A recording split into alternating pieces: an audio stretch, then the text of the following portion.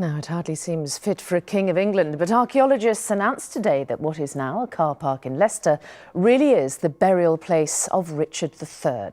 DNA tests on a skeleton have confirmed what a head wound and curved spine hinted at.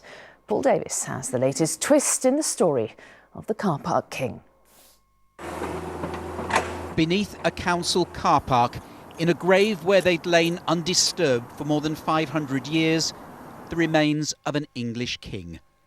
A king with a noticeably curved spine. This, we now know, is the body of Richard III.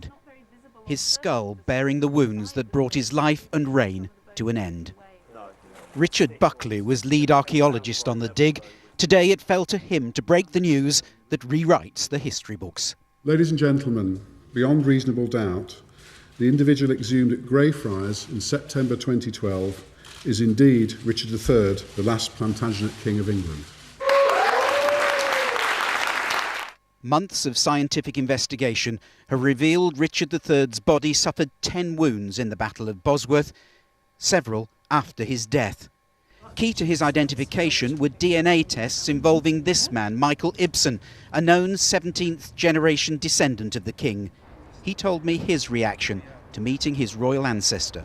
To stand there looking down at the remains of Richard III and to think, there's a small part of me that is part of you. That was really quite a moment. I that am rudely stamped. History and Hollywood have painted Richard III as a monster, exaggerating his deformity, accusing him of murdering his 2 young nephews in the Tower.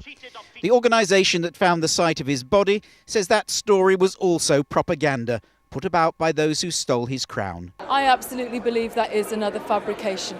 We have a lot of evidence which tells us that Richard did not murder the princes in the Tower. Some of the evidence actually suggests us that they maybe didn't even die at that point.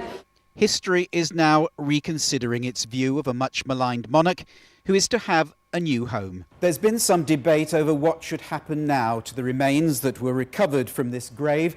Well, a decision has been taken that they'll be moved not very far to Leicester Cathedral, which will be the permanent resting place of a fallen king. Paul Davis, ITV News, Leicester.